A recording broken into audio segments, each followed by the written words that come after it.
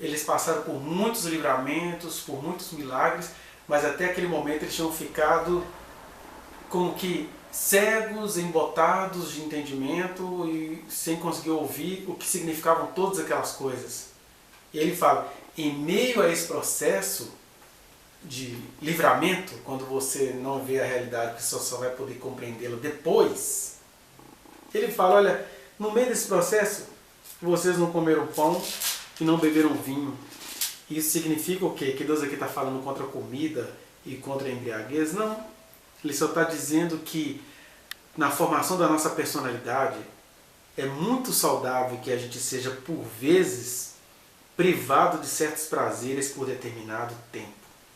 Então, a nossa caminhada com Deus, para a gente entender depois o que nos aconteceu, a gente acaba ficando privado de determinados prazeres ou até de determinadas subsistências. Né? Porque quando fala que eles não comeram pão, está dizendo que muitas vezes faltou para ele aquilo que eles consideravam básico, porque eles precisavam confiar em Deus.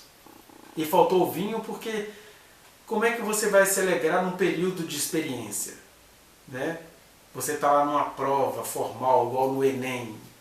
Você tem ali limitações para comer e você não pode festejar. A hora de aprender é a hora de aprender, porque há coisas na nossa vida e na nossa personalidade que a gente só consegue compreender se a gente confiar em Deus e suportar a falta, suportar a ausência de prazer.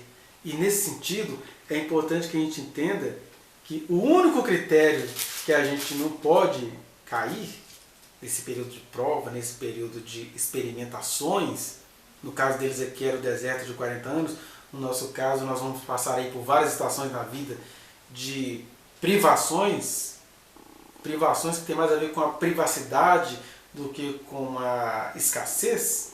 Nós precisamos ter cuidado para que na nossa caminhada com Deus a gente não deixe brotar nenhuma raiz de amargura, porque isso pode fazer envenenar a nossa existência. Vocês passaram por privações, em meio às privações vocês viram o que os outros povos faziam, para que vocês entendam que a minha aliança com vocês é séria. A graça de Deus é graciosamente grave. Deus não está de brincadeira com ninguém. Ele é gracioso, ele é amoroso e por isso mesmo ele é sério. Porque senão alguém vai falar assim, ai, a graça do Senhor é tão maravilhosa que o que tem se eu guardar umas coisinhas aqui comigo? Né? Ele fala, olha, isso aí é que é fazer brotar erva venenosa. E erva venenosa, o maior veneno dessa erva é você continuar praticando as suas feitiçarias interiores e falando assim, ah, Deus releva, nem assim não. Ele está dizendo, nada disso. Eu vou visitar cada um na sua intimidade. Foi por isso que eu coloquei vocês sob disciplina. Vocês ficaram privados de pão, daquilo que vocês consideravam essencial, e também ficaram privados do festejar, do vinho, da bebida forte. Aí agora, o que acontece? Na vida comigo vocês começam a se achar no direito de, ai, já que eu paguei um preço para chegar até aqui, agora eu vou misturar a minha sede à bebida, que são figuras de linguagem. Deus não tem nada contra a bebida, ele tem contra a bebedice. Né? Por isso que ele está falando aqui que é adicionar, acrescentar à sede a bebedice e não a bebida.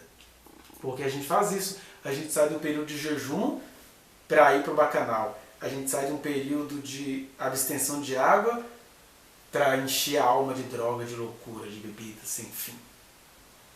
Então a gente precisa compreender que a nossa formação ela precisa dessa disciplina e em acabando a disciplina a gente não pode se entregar às loucuras, às orgias, porque se alegrar é sadio. Agora, você se intoxicar nem é mais alegria, é pulsão de morte. Né? E o critério, então, é nunca se deixar envenenar. Nem porque você está carente e nem porque você conseguiu ultrapassar o período da carência. Isso significa não deixar brotar raiz que produza erva venenosa e amarga. É interessante que a erva venenosa e amarga, ela é bonita, né? Ela é atraente. Ela serve para tanta coisa, mas o seu fruto é veneno. Isso é apenas uma figura de linguagem, nada contra a planta em si, a erva venenosa em si. Nós é que não podemos nos tornar ervas venenosas existência fora. Pense nisso. Pense em como Deus te disciplina como pessoa. Existem coisas que você quer muito para você, mas Deus sabe que em você as realizando, elas são veneno para a sua alma. Eu não vou nem me arriscar a dar exemplos aqui, porque cada um precisa saber qual é a coisa na sua vida que você já sabe. Você gosta, você quer, mas aquilo vai se tornando veneno contra a sua alma. E aí Deus vai te poupar dessas coisas. Só que existem desejos que vão se tornando erva venenosa na nossa vida. Então o segredo é a gente crer nisso. Olha, se o Senhor me deu abstinência daquilo que eu julgava necessário e me absteve de prazeres, eu preciso voltar à normalidade segurando na mão dele. Porque se eu for com minha sede ao pote, eu já faço nascer no meu ser uma erva venenosa. E isso Deus não quis nem para o povo de Israel e não quer para você. Viu?